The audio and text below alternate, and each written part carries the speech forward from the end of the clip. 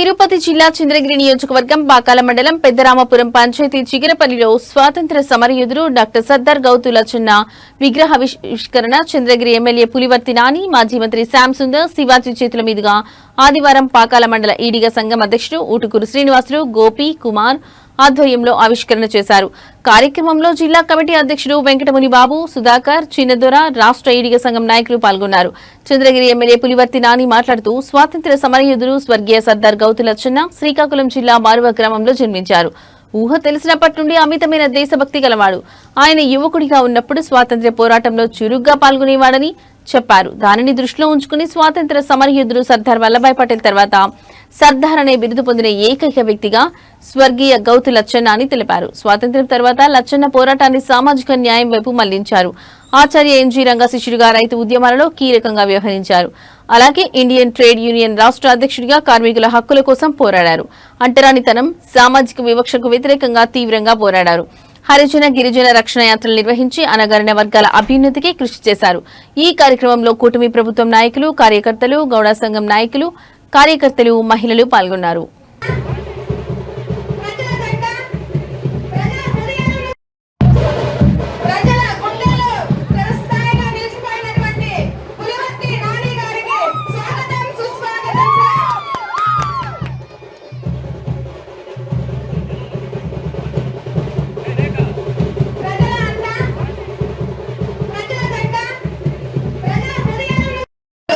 స్వర్గీయ డాక్టర్ సర్దార్ గౌతు లచ్చన్న గారి విగ్రహ ఆవిష్కరణలో పాల్గొన్నటువంటి మన ప్రియతమ నాయకులు చంద్రగిరి ఎమ్మెల్యే పులివర్తి నాని గారు, పెద్దలు, పూజ్యులు, గౌరవనీయులు అందరూ కూడా ఆహ్వానితులు.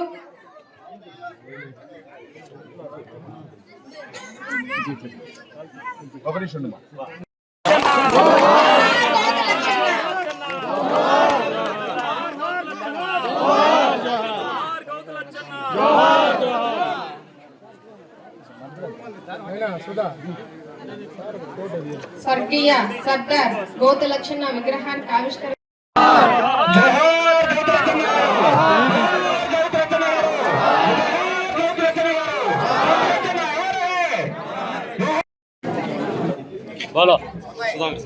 మన తిరుపతి మండల జీవకోణ అధ్యక్షులు పట్నం శివకుమార్ గారిని ఈ వేదికను అలంకరించవలసిందిగా కోరుతున్నాం సార్. గారికి, డాక్టర్ గుండ్రాజు వెంకటనారాయణ గారికి, చిత్తూరు జిల్లా బీజేపీ కార్యదర్శి, సీనియర్ గౌడ సంఘ నాయకుడు ఆశయాలకు ప్రభావితం కావాలని గౌతు లచ్చన్న గారి విగ్రహంకు ఇక్కడికి ఏర్పాటు చేయడం జరిగింది. ఈ కార్యక్రమానికి ప్రత్యక్షంగా పరోక్షంగా సహకారం అందించిన ప్రతి ఒక్కరికి పేరు పేరున ధన్యవాదాలు తెలియజేస్తున్నాను. పరిసర గ్రామస్తులతో సహా ఈ కార్యక్రమం ఒక పండగ వాతావరణంతో జరపడం అనేది చాలా ఆనందంగా ఉంది. స్థానిక శాసనసభ్యులు సోదరులు నాన్నగారికి పిలిచి ఆయన కూడా సహృదయంతో ఈ కార్యక్రమంకి రావడం అన్నది కూడా మనందరికీ సంతోష కారణం అని చెప్పి తెలియజేస్తా ఉన్నా. నేను నాకంత నేరుగా పరిచయం లేదు.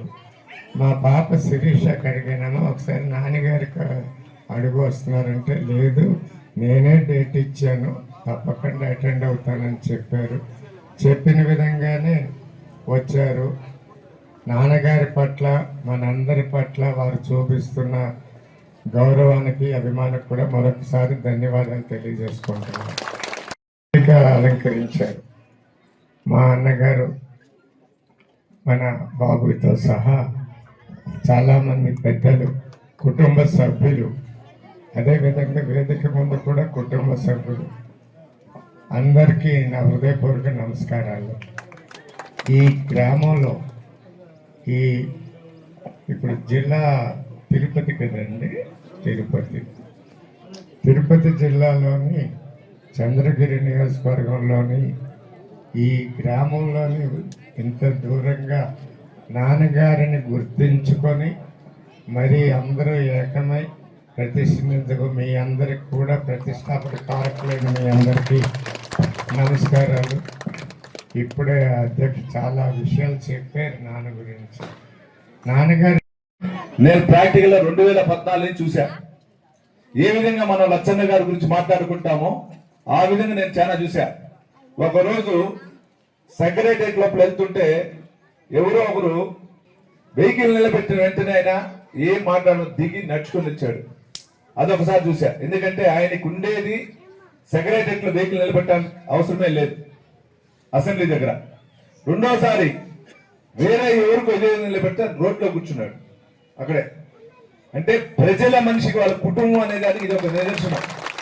రెండు జరిగిన సమయంలో నేనే ఉండా. దీది కాకుండా నేను ఎప్పుడు జిల్లా పార్టీ ప్రెసిడెంట్ అయ్యాను. ఆ రోజే చెల్లెలు శిరీషమ్మ గారు కూడా జిల్లా పార్టీ ప్రెసిడెంట్ అయ్యారు శ్రీకాకుళం నుంచి. ఆ రోజు నుంచి ఈ రోజు కూడా మేము అన్నా చెల్లెల్లాగా ఏదున్నా అంటే ఈ కోడూరులో బంధుత్వాలు ఉండదాని వల్ల అక్కడున్న కొన్ని సంబంధాలు నాకు ఏదైనా చెప్తున్నా మాకు మనోళ్ళు అంటే అప్పుడు తెలిసింది నాకు ఆ బంధుత్వాలు కూడా. ఆ విధంగా అన్నా చెల్లెల మధ్య సంబంధం లాగా నేనేదైనా శ్రీకాకుళం ఉంటే శిరీష గారు చెప్పడం కానీ శిరీష గారు ఇక్కడ చెప్పడం కానీ చేసి ప్రజలకి కానీ మిగిలిన చోట్ల కూడా చేసే అవకాశం కల్పించారు మనోళ్ళు. ఇదన్నిటి కాకుండా మీరు చూసారు ఇప్పుడే అన్న కొంచెం చెప్పలేకపోయారు.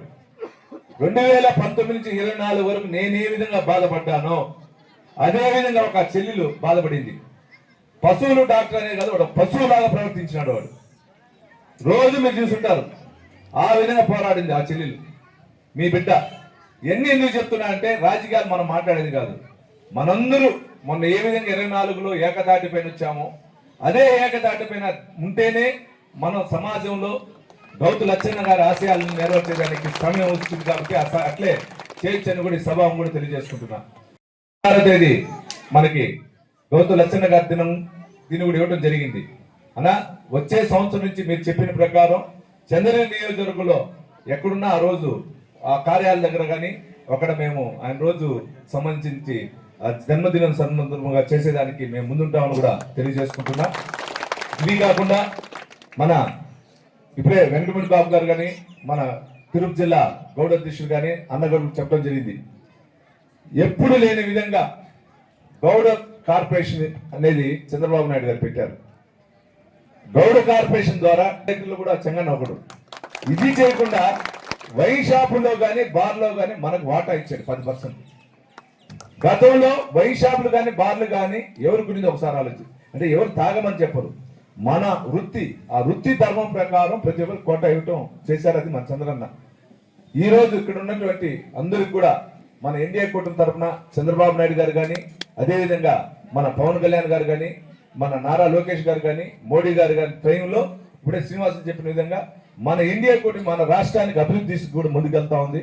దాంట్లో చంద్రగిరి నియోజకవర్గం ముందుకు తీసుకుని వెళ్ళేదని నేను నా వల్ల శక్తివంతులు కృషి చేస్తా ఉన్నాను.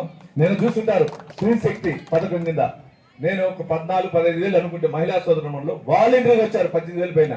అసలు నేను అనుకుని 14-15 వేలు అంటే వాళ్ళ సొంత వెహికల్స్ లో కానీ బస్సుల్లో కానీ 3,000 మంది ఎక్కువ వచ్చారు. అంటే స్త్రీశక్తి పథకం ఏ విధంగా సూపర్ 6 పథకాల్లో ఏ విధంగా స్త్రీశక్తి పథకం ఆదరించారో వీళ్ళు మహిళా సోదరులందరూ కూడా మరొకసారి వాళ్ళకి ధన్యవాదాలు తెలియజేసుకుంటూ